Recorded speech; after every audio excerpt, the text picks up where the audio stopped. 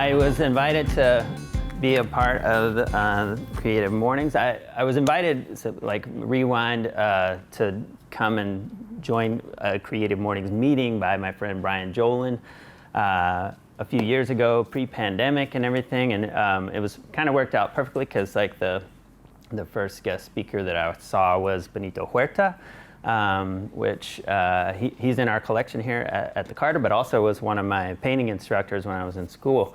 But yeah, the little backstory of art education being sort of like a way to, get a paycheck and insurance from my art degree is the truth, but it really has shifted my focus big time from creating art, like my own personal art. I still do a little bit here and there, and my other painting instructor, Marilyn Jolly, when I was at UTA, warned me. She's like, if you go into art education, you're not gonna make work anymore. And I was like, yeah, whatever. And she was sort of right. Like I really rarely make my own work. I tried to do that a little bit, but I have gotten less and less concerned with that the more I have found fulfillment from being an educator and using art as a means of having conversations especially with kids. I work with the kids a lot. I'm excited for a chance to talk with adults. When I do that, I have to give a little warning. Like sometimes when I'm talking to adults, then I get excited that I can slip a cuss word in there every now and then and not get in trouble. But I'm kind of teetering a weird line today where I'm here as representing myself. I'm just a guy, I'm Adam. But I'm also in my workplace, and so if you're stoked to come to the Carter and see a program, then I'm the manager of community teaching programs. But when you hear me say shit or something like that, then I'm just Adam. Okay, just want to put that out there.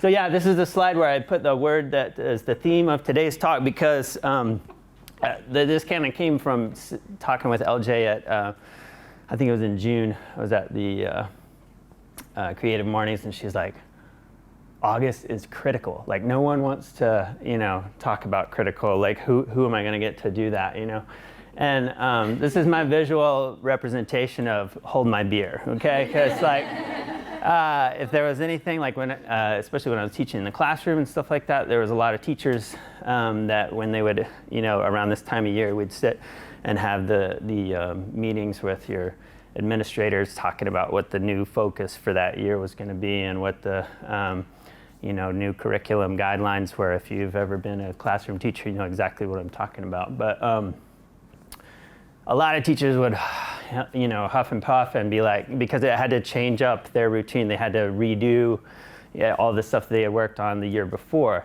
But I always kind of saw that as like a challenge. I'm like, all right, I got this. You want me to do an art lesson that's about the Renaissance, but also connect it to this science teak and help kids learn how to do, erosion or whatever. Like, I got you, So when LJ was like, who am I going to get to talk about critical? I was like, I got it. So this is this is literally what you find when you Google hold my beer. There's a video that I would recommend watching too. That's like a screenshot. So yeah, you would understand why someone would be less enthused to talk about critical. It has a kind of an unfavorable connotation. What are some things when someone's described as critical? What are some other words you think about? Negative. Life support. Okay. Yeah. Like you're in critical condition. Yeah. Anything else? Judgmental. Nitpicky was one that I had. Yeah. So yeah, we've all got some pretty clear ideas of what we're talking about when we say the word critical. But there's this is something. Let's see, did I skip it? Hey, this is my dad. This is the other reason that I wanted to do this talk is exploring words. My dad was a Presbyterian minister. He's retired now, so now all he has to focus on is catching big lunker bass. But his sort of style of preaching and looking into scripture and stuff like that was very much based on like words and like taking a word, looking at the Greek or Hebrew origins, and then finding other verses that had those same that where it used that exact same word. But it also like kind of let me see that there were words that didn't have an analog in another language, where you had to like use multiple words or a whole phrase to, and so it just kind of like unlocked this idea of like language is really important, and then language can kind of like, you can use it to kind of piece together and get like a really unique holistic meaning to something. And so I think critical is a great word that we can do that with. Just as an aside, that path led me to completely believe different things than my dad does now, because I really explored scripture to the point that like I was like, oh, it's all falling apart. So anyway, felt like, I don't know. There are other forms of the word critical. So there's like other words that have the same root word. Anybody got any examples of that?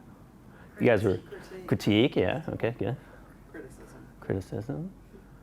And that, so criteria, good. So these are the things that might be also, then we have word associations with those. So what are some things that you think of? Like we're in an art museum, so art criticism jumps right out to me, but what else? Any other words that go along with those? Criteria, I think requirement. Okay. I think of like critically acclaimed, huh? Endangered. Yeah, endangered, okay, cool.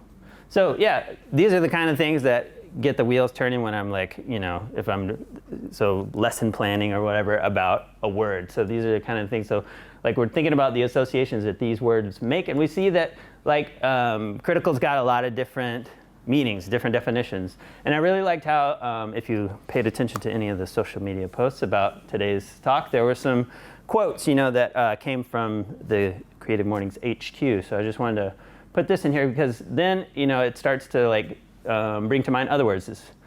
So I was talking about the poet Adrian Rich that advises responsibility to yourself means seeking out criticism, recognizing that the most affirming thing anyone can do for you is to demand that you push yourself further. So this is kind of flipping that and making criticism something positive. But then it also addresses like the negative side. Being needlessly critical, especially of ourselves, can stifle creative impulses. Few are as harsh or as our own internal critics. So that harsh, we start thinking about nitpicky and all those things we said earlier. So then I'm like, okay, let me look up dictionary definitions. So there's the ones that we've been talking about: inclined to find fault or judge with severity. I like this one: involving criticism or skillful judgment as to truth, merit, etc. So again, like a positive way of kind of using criticism. Providing textual variants, proposed emendations, etc. I had to look up emendations. Now, here we get into some of the other meanings, and some of you brought these up too. The nature of a crisis, threatening a seriously bad outcome or grave, like when you were talking about life support. Let's see, this is the one that I thought of initially, so it wasn't just the dictionary, I thought of this myself, that something crucial, like critically important, and essential or indispensable. I like those as well. This was the one that was like, for me, it was like in physics, when you're talking about something critical, it's got the properties that it's about to undergo a change, or it has enough mass to sustain a chain reaction. So it's like at that critical point where it's about to just blow. Okay, so that was something that was like, okay, this is like really rounding out now. So what I want to ask today is like, can we hold several of these definitions simultaneously? Can we recognize that in many ways we're in a critical time where we have experienced crises or has a potential for grave outcomes? I mean, doesn't take a whole lot of news watching or checking your feed to realize like there's some critical things going on right now. You know what I mean? There's some potential for grave outcomes in the society that we're in. So can we use then the other definitions of critical? Can we use skillful judgment to examine our own lives and practices while we remain open to critique from others as well? So what we're talking about here is like recognizing that changes need to happen, and that we're involved in that too, that like we can be examining ourselves, but also inviting criticism from others. And then can we recognize that it's crucial or incredibly important that we be open to the change that's in response to that criticism from ourselves and others. So there's an endpoint, like there's something that needs to change. So, and critical is kind of like wrapping all this up in a neat package for us. So what I want to do to kind of like tie this into my experience and to also things that I'm sort of exposed to, because I mean, what we're talking about here is like each of us is in, I like how this kind of, and I didn't even answer because I couldn't think of like something that I wanted to be, because then you're going to have to talk to somebody about it. It says, in my world, I'm a professional critic for blank. So what we're talking about is like in your own world. Like we all have like these worlds that we're living in, like that, where we have a sphere of influence, like where we have change that we can affect. And I'm not talking about, well, maybe I am talking about like big changes where we're like, causing some crazy revolution to happen. But what I'm talking about is that day to day, we're in situations where we have an opportunity to look at things critically, to invite others to critique what we're doing, and then to use what we've learned from that to change and to make changes happen. And that can be like something real tiny, but that can also compound and, like it was talking about, cause chain reaction that it's affecting others in positive ways too. I wanted to tie this in with, I'd hoped to go down and take a look at this Stephanie Sihuko installation that's downstairs, but we're a little short-staffed as far, and that's why it took a little while to get the doors open and get the food up here. So hopefully you're not a professional critic of like, event organization on my part. But I do want to thank like the event staff that is here at the Carter and the security group. They all are helping out with this, and it's outside their normal job descriptions and outside their normal hours of working and things like that. So they've been super helpful, and they were short-staffed, and so I don't want to put extra pressure on them and go downstairs, but it's just another reason to come back. So this installation is downstairs in the sloping gallery, which used to be used sort of like as a more typical gallery with like, stuff hanging along the wall. But the last few years, this has been used as an installation gallery and for like a long-term installation over the course of a year. So our curators have worked alongside artists to create these pieces that are unique to the museum and often in conversation with the work in the collection. And so I wanted to bring this piece in because it's a great example, I think, of seeing this idea of criticism or being critical in action and with a lot of different layers. So I'll just kind of describe it to you, and I just would rather be downstairs, but we'll keep it simple. So on the right-hand wall here, we've got a large sort of enlargement of a piece in the collection that is also sort of tiled so that it fills up the entire wall. But there's also smaller pieces that are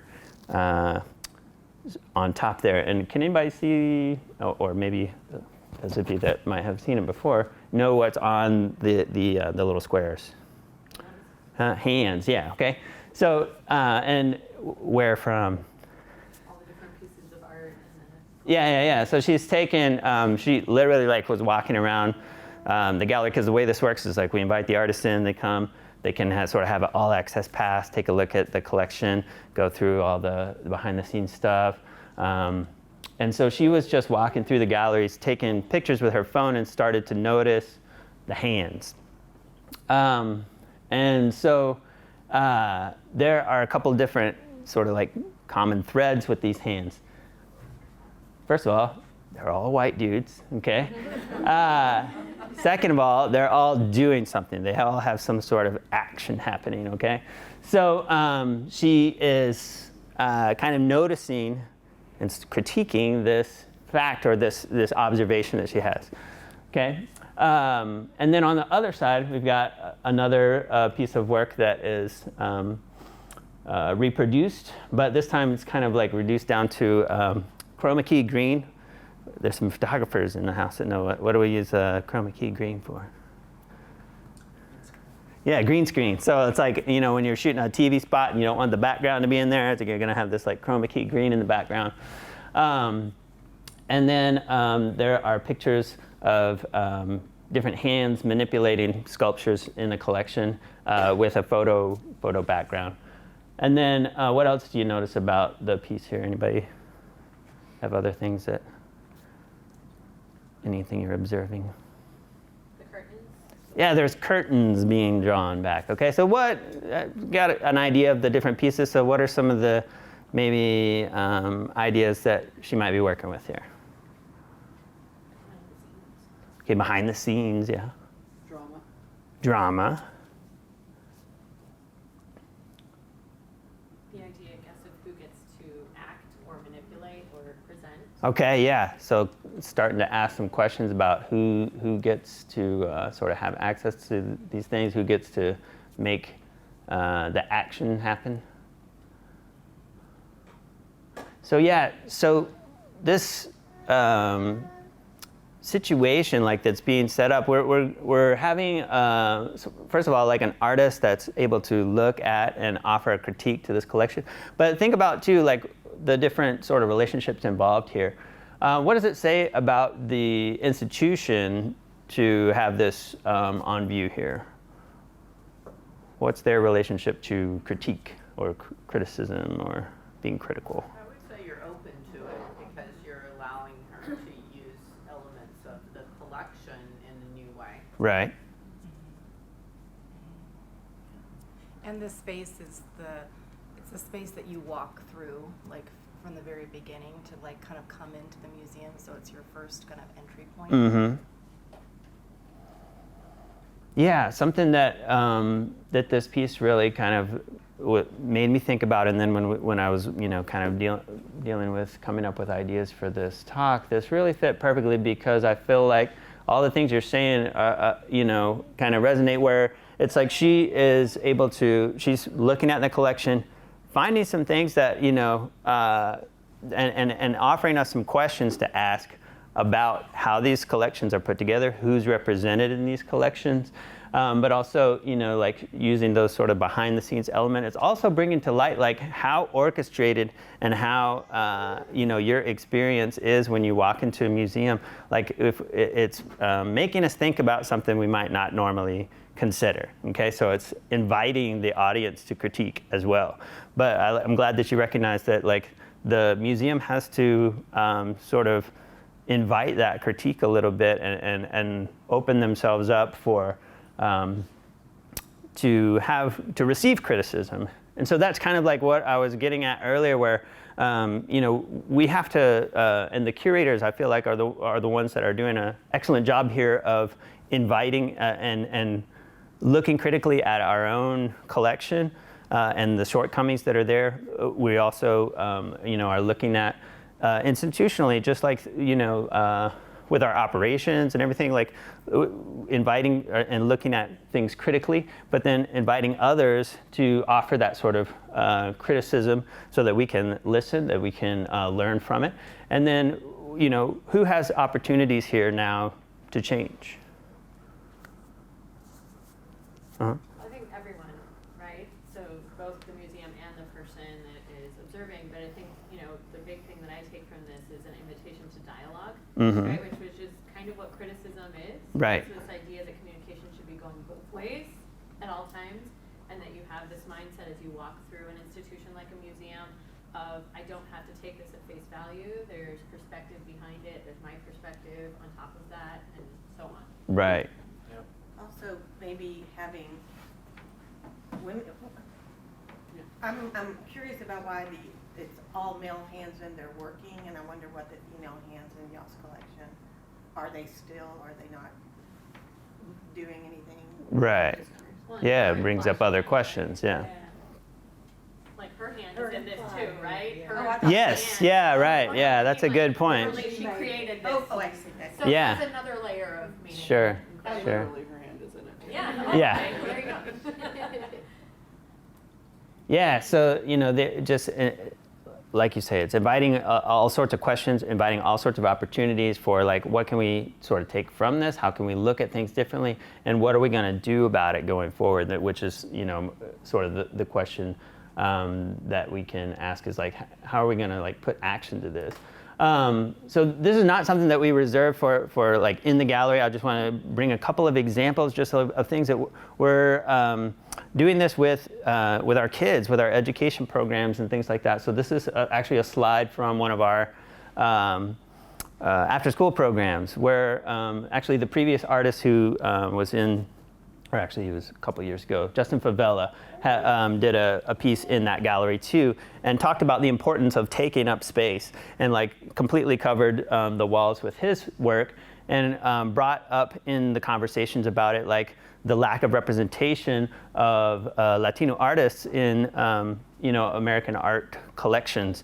And so when we talk about that with our kids, we brought up like, here's the breakdown of artworks in U.S. museums versus the U.S. population, and we have conversations with them like, what's wrong with the picture? Like, how can we make these changes? So I think it's this is what I'm was getting at earlier, where having this kind of conversation with a fifth grade kid, and kind of unlocking and offering opportunities for that student to, next time they look at their history book or next time they walk into a museum, they're going to think about things differently and ask those questions that they might not have thought about before. That to me is much more critical than creating a painting of my own and working on. I'm not trying to like downplay anyone that's their thing or whatever. I'm just talking from my experience. This is what's exciting to me and what's critical to me. This is I asked my other colleagues like some of the things that they felt like they did that invited criticism, and so this was a piece that for the gallery teachers that they talk about with kids, and they look at this piece that's in one of the next door galleries here by Andy Pico called Pump Jack. And when they're talking about this piece, they have an activity where they're looking at the sources of income of museums and art institutions, and does that matter when the things that are funding them might seemingly be in opposition to the themes of the artwork that they're showing. So these are the kind of questions that like we're bringing up with students, and that I think for institutions like ours and workplaces probably like your own, there are historical problems that and systems that have been in place for quite some time that thankfully are starting to be critiqued in a new way. But then obviously we're getting a lot of pushback now against that criticism, and so this is where I think it's critically important that those of us that are in our, like I said, our sphere of influence are continuing to invite that criticism. So I just this brought to mind. I was like, what are some other ways or whatever? So something that I really appreciated and have reached out to some of our curators to let them know that I think this is an excellent way of inviting that critique and also looking at what we're doing with our personal sort of spheres of influence in a new way, is that co-curating, like where our curators oftentimes will invite outside experts to co-curate shows with them, which like I was talking about, our workplaces, our institutions that we work with are in the process of learning and figuring out how we can make positive changes. But in the meantime, what are some things we can do right now that we might not be able to pull in and hire new curators right off the bat, but we can show by show work with people. And so like the Black Everyday exhibition that's up right now was co-curated by Kristen Gaylord, who's on staff here, but we invited Dr. Lauren Cross to co-curate the show with her, and share her experience as a Black woman, but also as a photography and art expert for this show. We've got coming up next year the Emancipation exhibition, where several artists are invited to offer their work as a critique and as a conversation or dialogue with an existing piece in our collection. And so these are ways to like kind of, we have a Speaking with Light, another show that's co-curated by John Rohrbach from our staff, but also a contemporary indigenous curator and photographers that are in this show. So these are the sort of ways that are inspiring to me, and just are I'm sharing just from my own experience. It's not supposed to be a commercial for the Carter, but please come back. And so now this part, Andrew, where we can start to ask yourself, and let's turn it back. I hate going to talks and things like that where there's nothing to do, where something's brought up and then it's like, what do I do about this? So we want to I want to ask, like, how can we kind of take this into our experiences, into our daily lives? Does this look like, how are you practicing self-criticism first? Like, are you using the skillful judgment, or are you judging yourself with severity? That, that's the first thing, is like recognizing, like, when you see problems with yourself, look at it as an opportunity, not beating yourself up over it and wringing your hands, but like there's when you're allowing yourself to be self-critical, and when you're allowing others to critique you, there's gonna be some shitty times where you're like realizing, like, I've been doing stuff in a way that I'm not happy about, and that I'm not comfortable with, and that I don't feel like represents me. And so you got to be able to kind of recognize that so I think that, like, acknowledgement and there's another A word that goes along with that. I can't remember what it is, but acknowledgement is really important. Just acknowledging where you're at and sort of being truthful, and then realizing, like, something needs to change, and then you can worry about, like, what you can do about it. So, and then sort of like, what are some critical issues that are coming up in your life and work? Like I said, like, pay attention. There are some things that will happen around you that spark something and kind of kick off that critique. And you can either kind of let go and forget about that, you know what I mean? And kind of let things go on as they are. Or you can kind of lean into it and dig into that a little bit and kind of ask some questions and figure out, does something need to change here? Are you open to or even inviting critiques from others? What are some ways that you're getting a different perspective on what you do and what you're responsible for? If I walked through the collection here, I would not have noticed what Stephanie C. Huko does, because everybody in here looks like me. You know what I mean? There's white guys everywhere, and I don't notice that because I am a white guy. So how are you going to get someone else's perspective on what you're doing and put you in check? You know what I mean? Because we can be our worst critic, but we can also be our biggest fanboy and just think that we're doing great. You know what I mean? And I'm, more guilty of that than I feel like I am of being super negative about myself. I think I'm doing a great job most of the time, So I need somebody to put me in place and to recognize when, I've got some blinders on. So how are you doing that? How are you kind of working that into your life and the things that you do in your workplace or do, even in your own family? So yeah, then we go back to the physics definition. That this is where I was like, okay, how are you gonna undergo a change? How are you gonna take that critique, whether it's from yourself or someone else, and how are you gonna let that have enough mass to sustain a chain reaction? So what are you doing that's critical? I like that this comes from physics, because to me it's physical. It's like actionable. It's something tangible. Okay, like what are we doing? Let's go back to some of those, definitions that we got earlier. What are you doing that's crucial? What are you doing that's essential? What are you doing that's indispensable? How are you undergoing a change, and how are you sustaining a chain reaction? Like, how are you taking the things that are critically important to you and putting them out there, and like letting it kind of be a critical element that is pushing others in that direction, and letting it take effect. So that's kind of all I had to say. Bravo. Yeah.